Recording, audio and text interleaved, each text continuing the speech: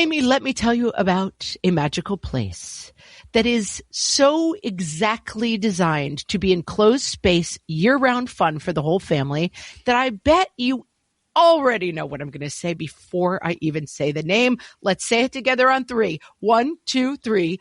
Great Wolf Lodge. You got it, Amy. My kids loved Great Wolf Lodge when we went. You probably already know that it has a huge indoor water park with a wave pool, lazy river, a bunch of massive water slides. But then your pack can hit the other attractions because, wait, there's more. Great Wolf Lodge has adventure-packed attractions like Magi Quest, a live-action game kids can play throughout the lodge, plus the Northern Lights Arcade. Spent some quality time there, so your kid who loves the lazy river and your kid who loves fantasy games will both have a great time. Great Wolf Lodge also offers great dining options and complimentary daily events like nightly dance parties, all under one roof. Unpack the car once and you're settled in to have fun. And with 22 lodges across the country, you're always a short drive away from adventure.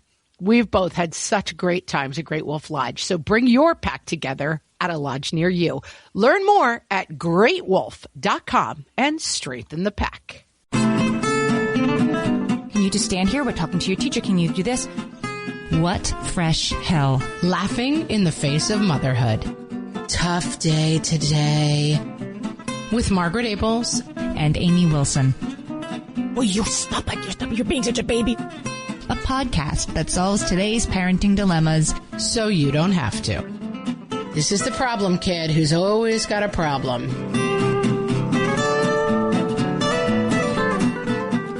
Hello, everyone, and welcome to this episode of What Fresh Hell, Laughing in the Face of Motherhood. This is Margaret. And this is Amy. And this week we're talking about meeting our kids where they are.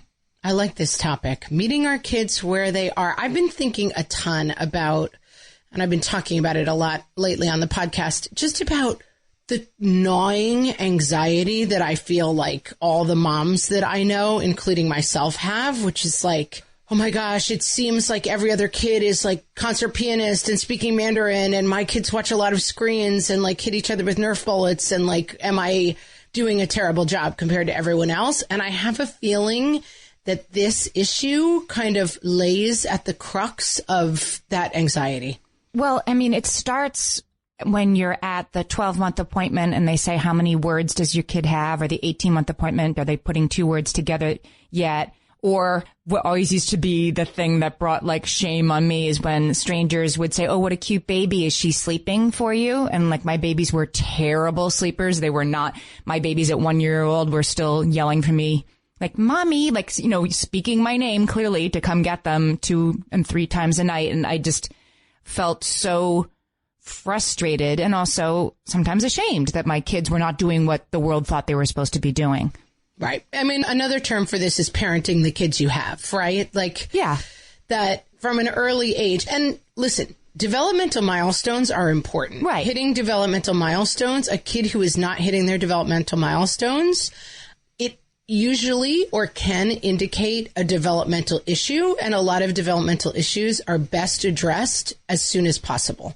And so I think being dismissive of developmental milestones is not what we're trying to do, because I've had kids who did not hit certain developmental milestones, and my initial reaction was like, this is the insanity of the modern age and blah, blah, blah, and who cares if they're not just like every other kid? And in fact, like, those kids really needed some interventions, and those interventions were really helpful. And so I'm not team ignore developmental milestones. They're important. On the other hand, like I read this meme recently somewhere that it was like, you know, kids are like popcorn, like they're all going to pop, like kernels in a pan, they pop.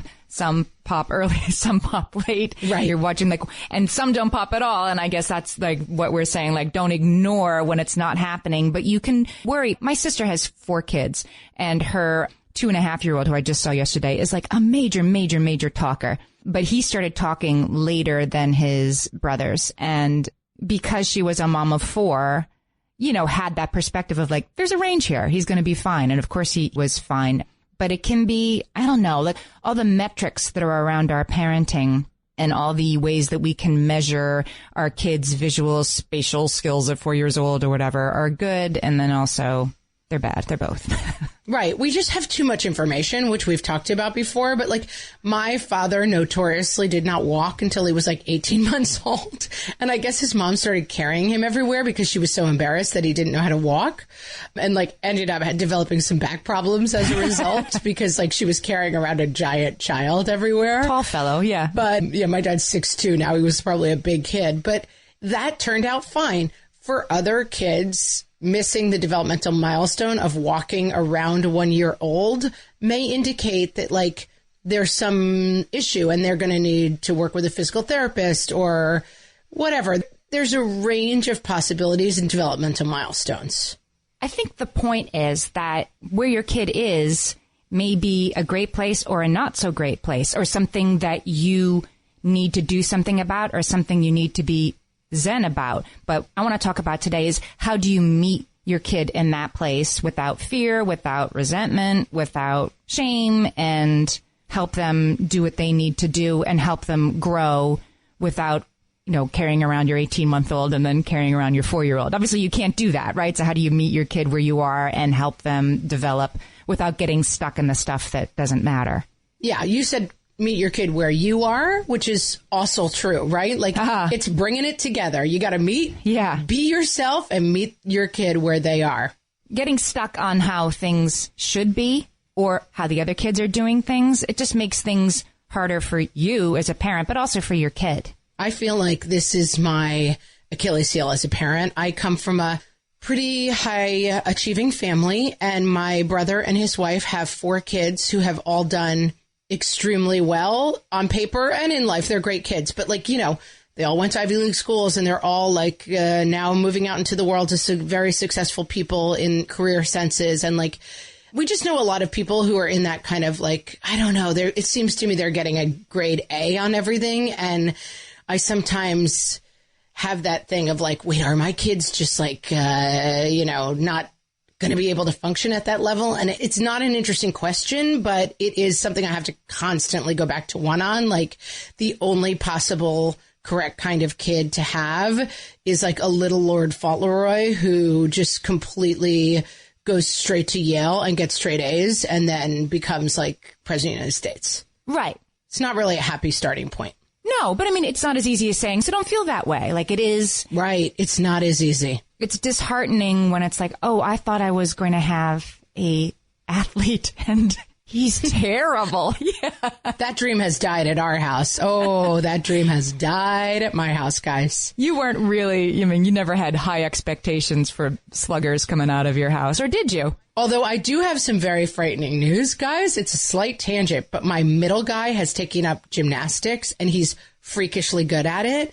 And they moved him up to like the select boys team. And I have to have a conversation with them. And like, this kid can only be as good at gymnastics as he can get by going once a week. Like I cannot be getting up at 5 a.m. on Saturdays and driving him to meets. Well, it's funny. That's the flip side of this, isn't it? Is meeting your kid where they are when you have this kid who's exceptional in some way. What was the episode? We just did an episode on this a month or two ago that was on this topic of like when you have an exceptional child, sometimes it requires meeting them where they are. There was an interesting article that we quoted in that about having a prodigy. Like you kind of don't have a choice when you have a 4-year-old who's like reading German plays and composing on the piano. You have no choice but to meet that kid where she is. I'm going to ask everybody to take a minute out of their day and say a prayer that my child is not a gymnast prodigy, because I am not up for that life, man. You're not going to meet that kid where he is. I want him to be like good enough to do a backflip if he wants, but that's about it. Like, I do not want to go to the Olympics. Ross Green, this is a sort of overall quote I like to put on this topic, which is kids do well if they can. And so, you know, so I have a forgetful kid, for example. I have a kid who needs scaffolding and structure around remembering things. And I want to say to people who might be listening who have like the 4-year-old who just doesn't know where his shoes are, like doesn't know anything ever. Yes, you probably will still have a middle schooler and then maybe even a high schooler who is more forgetful than some of their peers, but it does improve, first of all, when you put scaffolding on it. But part of the improvement for me was stopping wishing that were different. stopping thinking that you should be able to remember things if your peers are doing it. And just like, I have a kid who has a hard time remembering things sometimes. Right. And somehow layering on good kids remember their homework, or good kids are like skipping out the door happily to go to school every morning, or good kids love to learn and are not frustrated. Like, not true. That has nothing to do with, there's no moral factor there. But the needle you have to thread is, like, I had a kid who would never like put his name on his paper, you know, at an age when most of the kids were remembering to do that. And he does now. So here's the needle I think you have to thread is you can't write the name on the paper for them. You can't even remind them to write their name on their paper forever. And yet it's a skill they do need to learn. How do you meet them where they are without shaming them or without making their lives more stressful, and help them develop the skill? Because the goal isn't to snowplow or helicopter and make this kid remember everything for this kid. The goal is to help them develop skills. And it's not just about forgetfulness, but that's the topic that's occurring to me in this. And one of the parts of that is defining, like, is this an important skill or not? I had a kid in preschool who went to a preschool where every single day I would pick up my 3.5-year-old, and the director would be like, sigh, tough day today. Your child at square time, everyone picks their square and sits on it for half an hour of quiet reading, and your child just was not sitting on their square the whole time. And so I was like, right. Do I care about that? Like, is it important? And I consulted some people, including my sister-in-law, who is my guru. And she was like, I don't know that I'm not concerned about a kid who can't sit on a square at 3.5. I would be very concerned about a kid who can't sit still at 5. So, know where you are in your developmental timeline. And, spoiler alert, the fact that this kid could not sit on a square at 3.5 has proved to be a problem that persists. So, this kid has problems with attention to this day. They're now quite a bit older. And, they were right to point out that, this thing of not being able to sit on a square was a developmental problem that has bared out to some degree. But acting as if, we needed long faces and dark clouds over our head because, oh my gosh, we weren't sitting on our square at 3.5 was not the appropriate response. But if you do have a wiggly worm kind of kid, I had to have this explained to me. My kid was talking to a teacher at the school, and, really nice teacher, a teacher that my kid liked. And my kid was going up the step and down the step and up the step and down the step, moving the entire time. And I finally was like, can you just stand here? We're talking to your teacher. Can you do this? My kid walked away and my teacher said, to the extent that you can let your child just do that, I know that that's not how you talk to somebody or listen to somebody, but there are some kids who need to be moving to listen. And if you force that kid to stay still, then they're keeping all their energy on staying still instead of listening to what you're saying. And I was so grateful for that. I was so grateful for this teacher meeting my kid where my kid was. And yeah, that's the opposite example of my experience, which was our whole day is going to be about whether or not you sit on the square, right? Not whether or not you're learning or functioning in the environment. And I think that you've unlocked the key of meeting them where they are is saying is the thing that's underneath the symptom something we need to address? Sometimes it is, but is it also just their operating system that needs to be kind of acknowledged and dealt with? Right. And here's another thing I'm going to throw into the works, that kids' performance is variable. Dr. Sarah Wayland, she is an expert that she works on a website called Guiding Exceptional Parents. Exceptional kids have to have exceptional parents. And she says, performance is variable, that if you looked at a scatter chart of your kid's ability to sit on the carpet square, some days that kid can kind of do it. Some days that kid can definitely not do it. You're going to have a little bit more of scatter in that graph than you might realize. And she argues that sometimes it's the variability that makes us teachers, the adults in these kids' lives, frustrated because sometimes they can do it and then other times they can't. And that's a really interesting point. And for people who've worked with IEPs or 504s or any of those kind of things, the way you chart a kid's progress is on a graph. And that's exactly right. You'll see it go up and down every day. But what you're basically looking for is a graph that is moving upwards in a curve overall. But if you judge it day to day, you don't get a sense of the picture. That's why you need a full year of like, okay, which direction is this moving? Are they moving towards being able to sit on the square? Yeah. A little bit better over time? Yes, you're going in the right direction. Yeah. And so it's understandable that that's frustrating as a parent of like, sometimes you can sit there and do your homework in 20 minutes. And sometimes there's wailing and gnashing of teeth and crying and I won't do it. And it takes 2 hours. And I mean, it's good that it's not taking 2 hours every night, but that it ever takes 20 minutes and sometimes works. I think that's when we're really like, just do it. Like you can. Why are you? Or the baby that sleeps through the night tantalizingly for a week and then all of a sudden doesn't again. Like what happened? But I'm going to make my father-in-law really happy by using a golf metaphor, Amy. Okay. I don't really have a lot of golf metaphors up my sleeve. This might be the only one you ever hear on the podcast, so please try to enjoy it if you're a golf fan. But this is like, I wrote a piece about this a long time ago about raising kids being a parallel to this thing of like the golfer goes out and is trying to like work on their swing and they know what they're supposed to do and they're supposed to line up like their back and swing. I don't know anything about golf, but you get it. And then they hit the shot and it's like, I've got it. I've unlocked it. I've figured it out. And then the next 2 shots are a mess. Like, you're constantly trying to get your swing correct, but there is no door that you go through that's like, I've got it now. It's just always like you find it, you lose it, you find it, you lose it. And then eventually probably you're getting better through practice over time. But I wrote a whole piece a while ago about this thing of like, it's a golf shot, the whole thing. You're always trying to be like, I know what I'm supposed to be doing. And your kid knows what they're supposed to be doing, but they're only getting it right like once every 5 times. You're not actually unlocking a box full of mystery. And sometimes you remember to keep your hips still, but then you forget the part about, moving your elbow and then the whole thing's off again in a different way. You fix one thing and something else is wrong. Exactly. All right, Amy, we're going to talk more about this right after this break.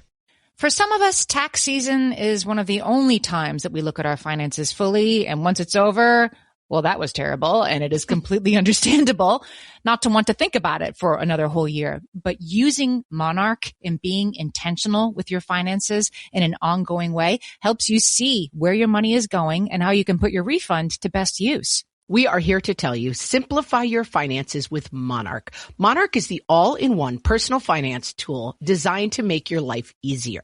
It brings your entire financial life, budgeting, accounts and investments, net worth, and future planning together in one dashboard on your phone or laptop. Feel aware and in control of your finances this tax season and get 50% off your Monarch subscription with code FRESH. As you know, my husband and I are preparing to send, 3 kids off to college, and I cannot tell you how helpful Monarch has been in showing us our full financial picture, helping us to track our spending and reach important savings milestones. Our weekly meeting, Amy, it's now run by Monarch. Love it. Achieve your financial goals for good with Monarch, the all-in-one tool that makes money management simple. Use code FRESH at monarch.com for half off your first year. That's 50% off at monarch.com, code FRESH.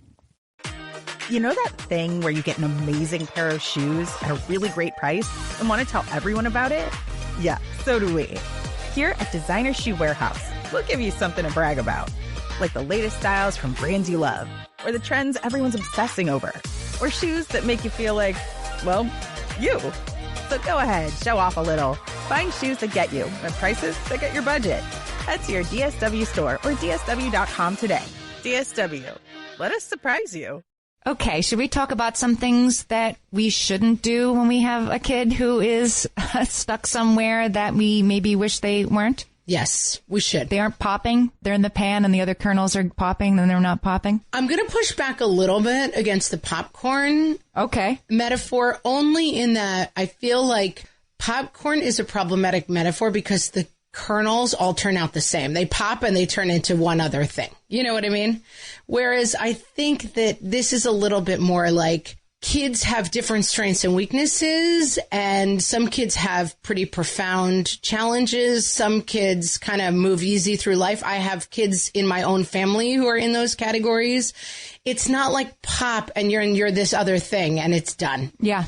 It's kind of what you were just saying before, that it isn't like, oh, right, I just have to do this when I swing my golf club and it'll never be a problem again. The popcorn kernel makes me think that there is like an arrival point, and I push back against that. I think this is so much the thing of like judging a fish by its ability to climb a tree. Like, what do you have? Like, my fish may be a really good swimmer, but if I'm constantly like, is my fish good at poker? I'm going to live a really unhappy life, and so is my fish. But say you have a kid who, meeting your kid where they are, like, they are not toilet trained, and some of the other kids in their, little play group are, and your one's the last one holding on to the pull-ups. Like, that is more of a popcorn situation where they're going to get to the thing. They're just not, they're behind schedule in certain things. All right. I'll give it to you on a point by point basis. Yes. All right. So let's say you have a kid that's in that situation, not something that's like, okay, this is how it's going to be, but they're not ready to go to the sleepover yet when all the other kids are. And like, what's the story? Like, you're old enough now that you should be able to do this, and they just can't. In those situations, what doesn't work is obviously shaming them. Yeah, but talk more about that, because I feel like that's hard not to do. You need to be a big boy. You need to stop. You need to stop crying when I'm every morning at nursery or school, because you're a big boy now and you need to stop that. Don't you see all the other kids are looking at you? Don't you think that is not an effective way to help the kid move past not separating from you well at preschool drop-off every morning? Is it never effective, though? I'm asking very honestly. Like, sometimes with one of my kids who I think gets overly emotional about stuff and kind of indulges in it in a way that I find self-indulgent, I will say, like, you got to cut this out. How old is that kid? Like, I think it's probably 11. True. Yeah. Okay. So I think you're right that once they're 11 and they're able to sort of understand, that stuff kind of comes on at that age, that they start to be aware of what people think of them becomes a factor in their lives, that there's not black and white, that people have different opinions than them. Right. And what people think of you, hey, it doesn't matter. But at a certain point, like, if you're carrying on and having tantrums at school, you're too old for that. You have to cut it out. Yeah. I think you're right in that case. But I see what you're saying. I think in general, attacking stuff as like, I think shaming in general is usually a pretty bad tactic. I will agree with you on the larger point. Even when you're parenting with an audience, shame might be in, full bloom. They'll like, well, you stop it. You're being such a baby, like that kind of thing. Right. It's understandable. It's just not effective. Yeah. Yeah, I'm with you on that. I mean, I do think that like peer pressure can play some role in shaping behavior, but I would agree in general that shaming is not a good idea. Another thing that is probably not useful is the like, stop it, you're fine, the sort of denying the reality the kid has. I mean, I've said all these things this week, but again, I'm in a rather particular situation with, I think my kids are tired, and all my kids, it's like, I feel like sometimes the emotionality card, I just want to shut it down. And like, maybe I'm just like an oldie timey Irish parent who's like sending them all to therapy. But I'm like, I'm not interested in crying about this. I'm not interested. I don't think that that's wrong. I think it's a little different when you suspect that they're carrying on. If you know they're faking it, maybe. Yeah. Right. That it's crocodile tears. It's theatrical. Yeah. It's like a soccer flop. Yeah. If you actually have a kid, like I'm thinking about it, a couple years ago on Halloween, we went trick-or-treating with my daughter and some of her friends, and there was a haunted house like in a garage. It was like somebody's garage was a haunted house, and the teenagers were like, boo, come into our haunted house. Oh, as a child, that was my Achilles heel. I could not handle teenagers saying boo when I was like 8 years old. That was the worst thing in the world for me. Yeah. This was, so you were this kid. So my daughter was like, let's go. And like the other kids are there with, let's go. And this one kid, I mean, I saw her. She was about to like void herself. She was so scared. That was me as a kid. Like frozen in place. And first her friends and then her parents were like, oh, stop. It's nothing. Get in there. Like, what's wrong with you? And this kid's like panic was so palpable to me. This was me. Telling that kid, stop it. You're fine. It's not a big deal. Go ahead. In that moment was not the right answer. And so then, of course, like, do you need me to show you how not fine I am? Because I will. I got other gears. Right. I will get out of this. Exactly. Yeah. And so that's what happened. And it escalated and escalated. I got other gears. There's a famous story at our family that I was forced to go into a haunted house because it wasn't that scary. It was so scary. I still remember it. It's like burned in my psyche. I was probably 8 or 9 years old. And then there was a vampire like coming out of a room with lightning, and I was screaming and my eyes were rolling back in my head. And then the vampire was like crouching down and taking his teeth out, and it was our neighbor. And he was like, Meg, it's just me. It's Mr. Jones. Don't worry. It's okay. And he was like trying to give me a hug, and I was like losing my mind.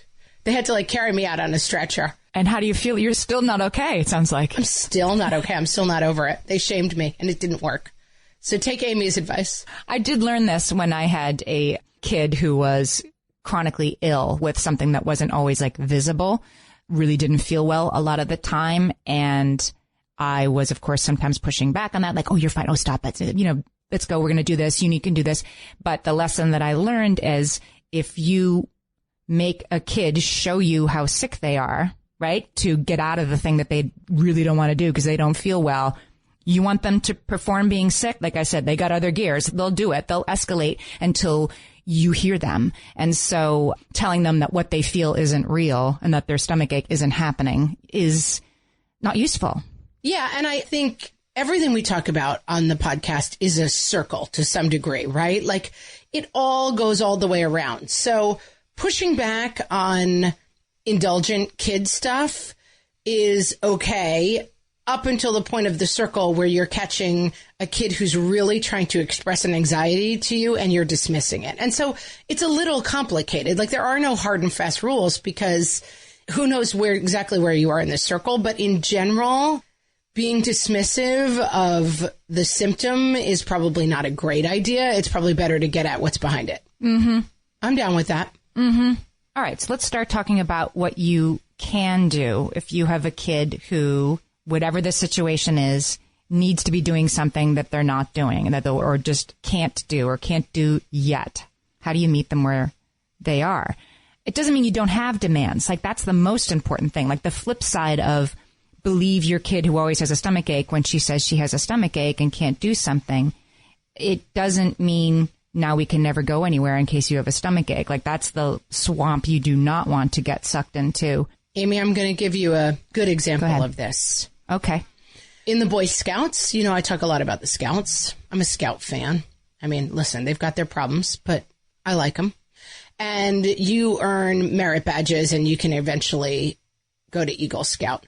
But kids of all abilities can become Eagle Scouts.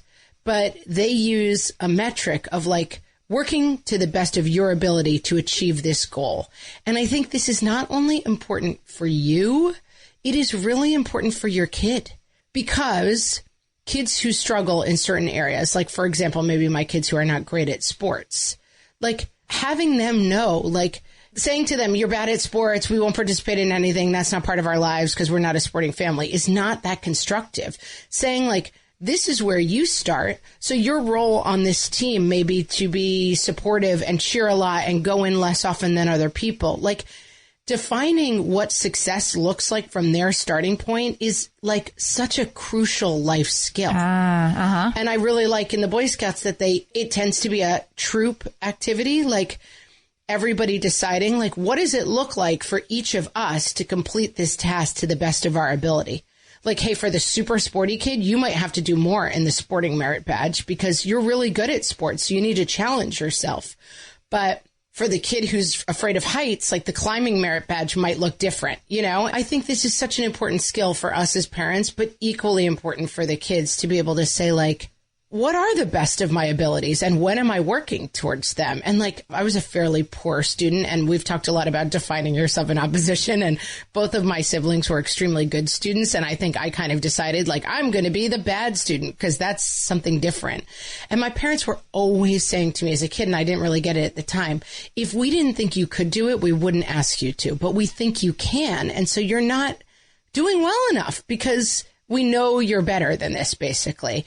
And it was very hard for me to understand growing up, but I think they were right to hold that line. I wasn't not doing well in school because I wasn't capable of doing well. I was not doing well in school because I didn't want to compete with my brother and sister.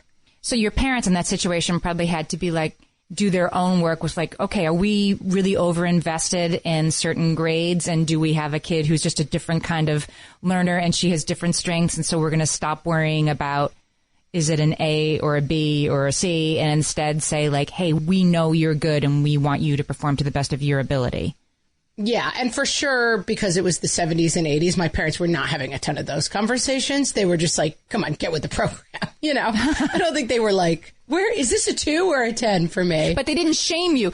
But were they like, why don't you get grades like your sister? Look at your brother, how nicely he sits at the table. Were they doing that, or were they more like you? No, they weren't. They definitely weren't. They weren't shaming and comparing. They were sort of like, we see more in you. We see more in you. And I think that's an important thing to say to your kids sometimes. We see more in you. But you start from like, it's like preschool teacher 101. Like you kneel down and you get to the kids level and you look at the world from where your kid is. You look out from there together and you accept, to quote parent coach Elaine Taylor Krause, she says, you set your expectations for this kid in the context of accepting your kid for who he or she is, not who you wanted him or her to be. Like, you know, you like the guy who loves football more than anything and he has his kid on the touch football team and the kid just cries and really doesn't want to be there, right? Like that's in the scope of a lifetime, not crucial, but in that moment, that parent has to let go of the fantasy of having the star quarterback and saying like, oh, I got a kid who's afraid. Yes, for sure.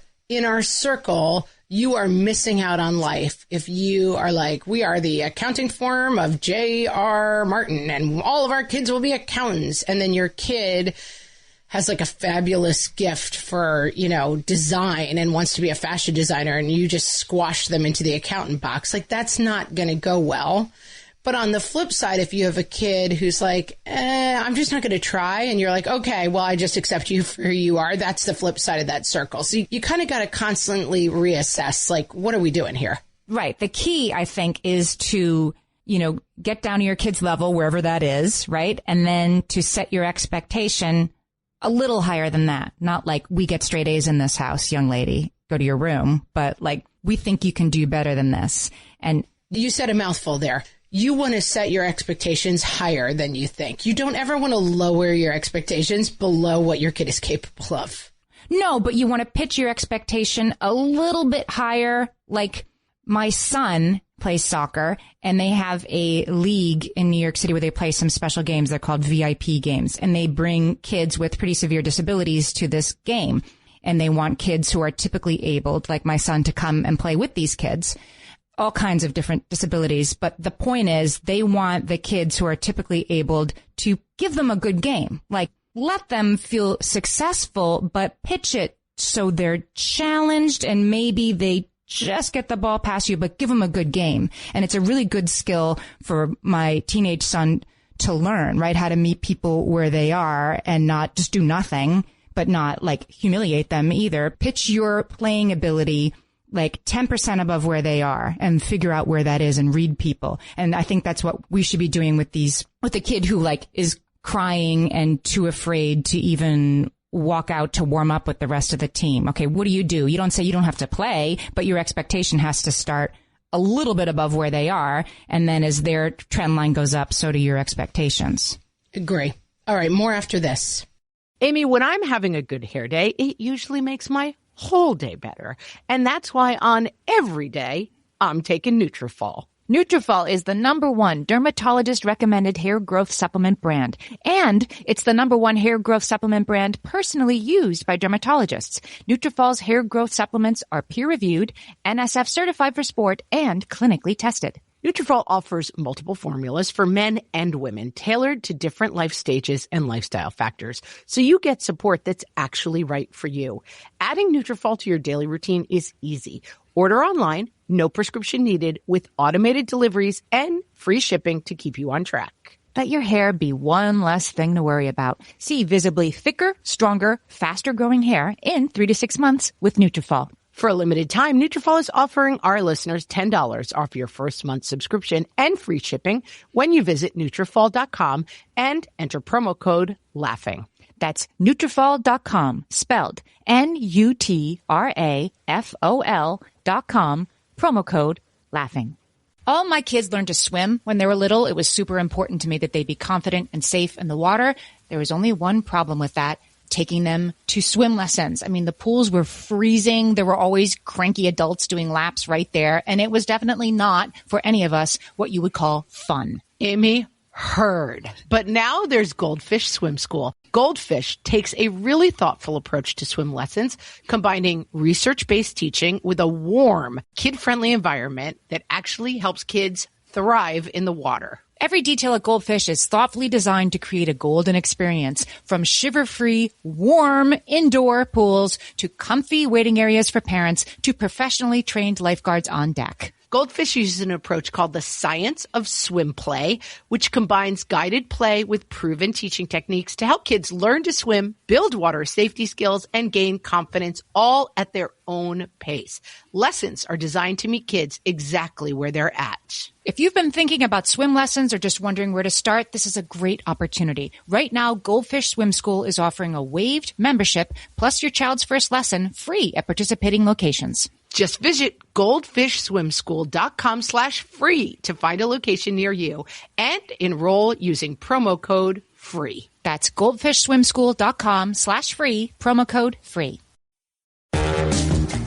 Sure, some moms do it all, and we're all for that, but we are also here for those moms who maybe aren't acing their mom game every single day. And now, some shout outs for all you just okay moms out there from the What Fresh Hell podcast. Hey, just getting by, Mom. You only forgot to pick up your kids from school one day this month. That's almost certainly better than some other mom out there somewhere. Listen, disorganized mom, the thing to remember is that you took your kid to the birthday party. The fact that you had no gift and were also there on the wrong day are problems, but you did try. So we say, go you. Heads up, lazy mom. We don't think you're bailing on cooking dinner. We think you are doing your part to keep the pizza delivery economy of this great nation humming. Thanks, friend. Yo, slacker mom. Sure, one of those fancy PTA moms ran a fundraiser that raised like 10 grand to fund a whole new tech department at her elementary school. But look at you. You've practically funded a new wing of the town library by racking up giant fines every month for that copy of the third Harry Potter book your kid can't seem to find. We salute you. Helicopter moms are the worst, right? That's not you, distracted mom. You spent your kid's entire soccer tournament scrolling through Instagram and Facebook and missed 2 goals and an assist by your kiddo. Way to help them develop an independent mindset. Oh, yeah, PJ Mom. Those pajamas totally look like pants to us. Someone glared at your robe at school drop-off? Not us, baby. We think you're totally pulling off those slippers as hip, fuzzy clogs.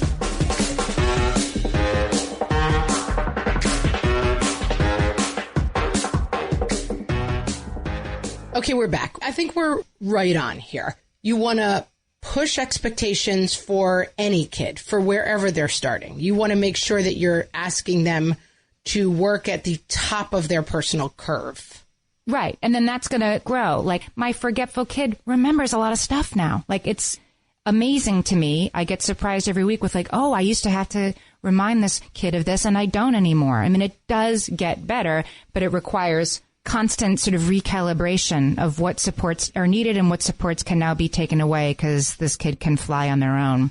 Well, and that, I mean, you've talked about it. This is the thing about labeling, right? And it's so easy to fall into this. Like, this is the problem kid who's always got a problem. And like, just staying out, you talk about it of like letting people say to your kid, like, oh, we know you won't eat anything, so we'll just serve you this. Like, you gotta hold the line on stuff. And I know I have one kid who hates traveling. He just cannot stand. Whenever anyone's like, hey, do you want this? How far away is it? Like, he cannot stand to be in the car. And it's tempting sometimes to be like, oh, let's not do this because travel guy will hate it, you know? And we just have to resist the urge and be like, he's going to have to suck it up. It's 4 hours in the car, but we want to do it and it's going to be really fun. Or it's 4 hours in the car and we're going to get to see his grandfather who lives that far away or family members who are traveling or whatever. But if I let him become not travel guy, it's just a bad habit. Well, and that will never go away, right? If you we don't go anywhere because we have a kid who doesn't like to travel, that kid is not going to become somebody who likes to travel by never being challenged to do it at all. Right. And he may well not be a kid who ever likes traveling. And, his wife may have to deal with that someday of well, we don't want to go places. It's not my job to make him a kid who loves travel. No. But it is my job to set the expectation of we go where it's important for our family to be. Set it a little bit higher than where he is, and then just keep there's a technique called backward chaining that I hadn't ever heard of that. Oh, yeah. I've read about this in terms of picky eating. Oh, really? Okay. Yeah. So backward chaining is if you want to teach a kid to do a skill. Say you have a kid who needs to learn how to tie their shoes. That can be frustrating for kids who have hand-eye issues. It could be very frustrating.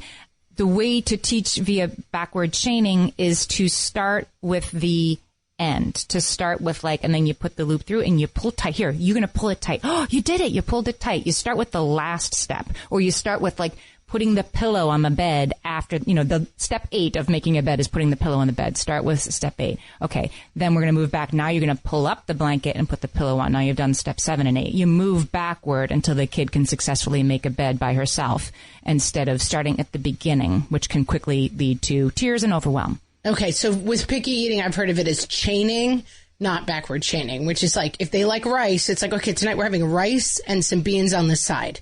And then once they try the beans, then you're okay, now we're going to mix them together. You try to keep building out a chain of stuff that's already working for you. And I think one thing that this makes you think of is something that we've been doing, which I didn't even associate with this, but now I do, which is on Sunday nights, when we're having a family dinner, I have certain kids who need to work on stuff more than other kids. I have kids who kind of go with the flow and kids who are taking the hard route through everything. And one of the things we've been doing on Sunday nights is let's talk about what everybody's goal for this week is. And it helps. I include myself. And often my goal is yell less at my children, which I give voice to in front of my children, which I think they appreciate. One of my kids has been extremely cranky lately. And just cranky with me, cranky with the siblings, cranky with everyone. So I really need him to start improving that because it's making our household fairly unpleasant that everyone's getting yelled at by one kid every day. But we make it's in our family goal conversation for the weekend. It's you really need to work on being nicer to everyone. I think it's hurting everyone's feelings that every time anyone asks you anything, whether it's to play or to clear your plate or to wake up and go to school in the morning, you're screaming and yelling at everyone. Your goal this week is to be a little bit better about that.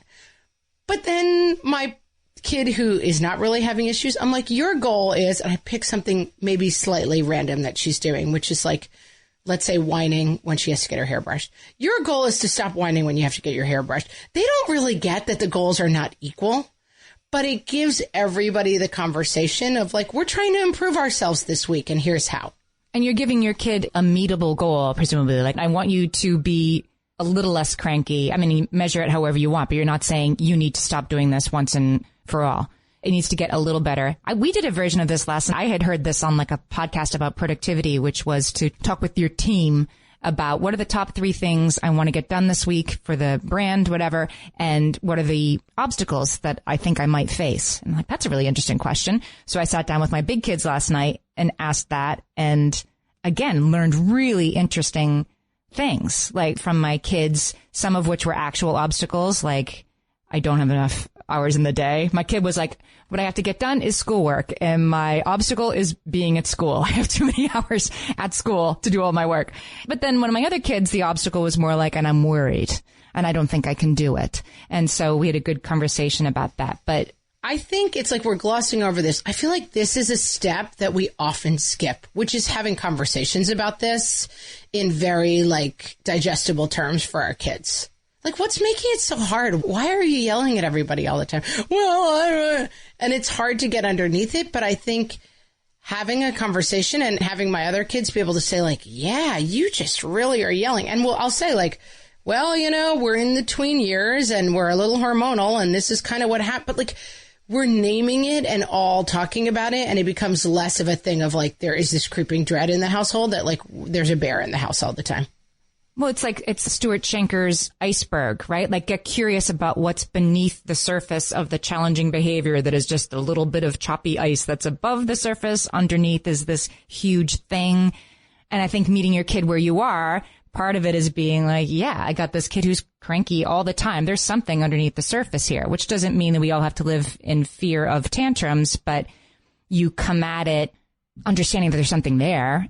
Well, what's underneath it for him, a lot of it, is his age. You know, it's tweenagedom and like hormones and social expectations at school getting more complicated. There's a lot that's underneath that we understand. And so part of meeting him where he is to say, like, listen, you are a cranky bear monster. And we were laughing about it last night. I was like, this is called tweenagehood. And we were all laughing about how awful it is and how you like get stolen and get replaced with the tween monster. And we were talking about it and laughing about it. But we were also, it's like, I'll meet you where you are. I don't expect you to get up with like a song in your heart every morning and skip down to the breakfast table and give me a kiss and be like, thank you for this delicious breakfast, beloved mother. Like, but I keep my expectations where you're not allowed to just be like an angry tiger that we all have to tiptoe around. Not okay. Yeah. And this is a lifelong thing, right? Like, some kids are Eeyores. Some kids have a little bit of a storm cloud over their head, or they're Lucy from Charlie Brown or whatever. Or they're Pigpen. Or they're Pigpens. Right. There's a reason why these archetypes like resonate with us. Or they're Forgetful Jones, who was a cowboy on Sesame Street that forgot everything all the time. You have a bit of a Forgetful Jones. I do have a Forgetful Jones, and it gets better slowly. Yes, we're still taking like the BuzzFeed quiz that's like, which character from Succession are you? You know, I mean, like, we're all our own archetypes to a certain degree. And so, you know, you got to know that, like, if you're dealing with like a Roy from Succession and you think you're dealing with a Shiv, like, you got to adjust your expectations a little bit. And you have to let go of how people see you as a parent. It reminds me of the conversation we were having about like the screaming kid on an airplane. Like, solve the problem, focus on the screaming kid and get the screaming kid to stop screaming, but worrying about like what everybody must think and putting on a show of here I am performing the role of very concerned parent on an airplane instead of making sure the kid doesn't need his diaper changed or whatever. You're at cross purposes. Well, I was just having a conversation with somebody about kids and reading. I have a kid who struggles as a reader. And I was saying, like, well, we did all these different things and like they really helped. Like, we read a lot of novelizations of movies he'd already seen because I think he was having trouble like picturing things. And we're going through all these different ways. And it's like, what I didn't do was spend a lot of time being like, what are other kids his age reading and how can I get him reading those books? The only goal is like instill a love of reading in this kid. So if he's reading novelizations of every Marvel book, I don't care that everyone on Facebook is bragging about how their kid is reading, you know, some very advanced book. Like, the first part of the process of getting my kid to love reading is to stop comparing him to other readers his age. That's not an interesting part of the equation at all. You deserve a parenting medal because those novelizations of like Teenage Mutant Ninja Turtles, like, are there worse books in the world? I don't think so. But you met him where he was. Yeah, I don't think they bother me as much as they bother other people, too. I just find them like, I mean, and the other thing is, like, he's reading a lot on his own. It's not like I'm sitting there reading, like, Thor, the Ragnarok, the novelization, but I just think the key is, and we talk about this all the time, you can talk about this stuff and be like, oh, it seems like a lot of work. It seems like a pain to do all of this. What we're trying to get to is stuff that makes your life easier as a parent. That's true. This is like this Dr. Sarah Whalen quote, which Amy found. If we never had expectations that were beyond our children's current abilities, we wouldn't teach them anything. Right. But, and this is the but, I'm at my absolute worst as a parent when my expectations are far beyond my kids' abilities. Right. When you have them at the family reunion and they were supposed to be in bed 3 hours ago and they didn't really eat and they're having a meltdown and you are focused on screaming at them to behave right now because everybody's looking at us, you know, that's an expectation and ability mismatch that will lead to problems. Right. Or if you're focused on the fact that, like, I overheard on Facebook that this person's kid is reading books at a 7th grade level in Spanish. Why isn't my kid doing that? I'm going to start pouring my energies into keeping up with someone I saw on Facebook. Like, you're not really parenting the kid you've got at that point. We were talking in the Better Then or Better Now episode about how keeping up with the Joneses used to literally mean like the family on this side of you and the family on that side of you. And now it's anyone who has ever thrown a Harry Potter birthday party on Pinterest. And I think that social media, that compare and despair thing. You know what? Just on Saturday, I was waiting to pick up my daughter from ballet, and I was talking to two other moms that I'm friendly with about summer camps, and are you going to send her to this summer camp or that summer camp? We live in New York City, so kids go to some kind of a camp usually to get them out for a little bit of the summer. And we had very different points of view on how their summer would best be spent. Is it like just on having fun? Is it they need to be learning something? Is it they need to become better dancers? Is it they need a lot of structure? They need no structure? And I was listening to them and sort of reconsidering the decision that I had already made for my own kid based on what she did last summer. Like, well, maybe they're right. Maybe I need to be doing it this way or that way. My daughter comes out of her class. We're in the taxi home, and I start saying, so this mom, her kid is doing this, and maybe we could sign you up for this. And she just was like, Mom, I don't want to do that. Like, we found something that works for you pretty well. Why am I suddenly second guessing it based on something I heard in the hallway at ballet? But I was. It's very easy to do. And also, like, you have to remember that you see pieces of every story. And like my kid who you see, you know, not sitting still and like running around at school one day and being, you know, bad, you might not see him at his gymnastics class where he's suddenly really good. He's the best kid. Like, yeah. They're part of the same kid. Like, he's good at gymnastics because he can't sit still. Like, they're the same story. And so I think that's the, like, judging the fish by climbing the tree. Like, if you spend your whole life being like, oh, I didn't get the accountant that I want, you're going to miss the amazing fashion designer that you have. Like, you really have to keep challenging your kids, but at the same time, you have to meet them where they are, or you're all going to just be kind of miserable. Mm-hmm. You solved it, Margaret. We solved this one, guys. Come on, solved. We want to know how this issue is affecting you, and you can tell us on our Facebook page. You can come to facebook.com/whatfreshhellcast and come join the conversation on Facebook. We also have a Facebook group where moms are talking to each other. They're meeting their kids where they are, and they're supporting each other. So you should come join our community. Right. They're meeting other moms where they are. It's a really nice, like, honest conversation going on there. Yes, but it's also just a warm pool of love and acceptance. And then sometimes silly memes. It's a little bit of everything. Yes, it's great. Come join the Facebook community, guys. We're also on Instagram at WhatFreshHellcast, and we're on Twitter at WFHPodcast. And as always, the links for everything will be at our webpage, whatfreshhellpodcast.com. Or you can swipe up, guys. Swipe up and find a lot of the information just by looking right there on your phone screen where you're listening to this. Yeah, I really liked this Dr. Sarah Wayland article for guiding exceptional parents. So, yeah, tap on that. Check it out.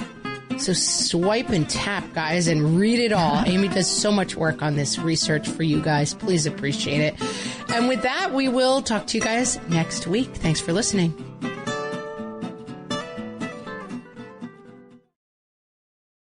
Close your eyes. Listen to Monday.com. Feel the sensation of an AI work platform. So flexible and intuitive, it feels like it was built just for you. Now open your eyes, go to Monday.com, start for free, and finally breathe.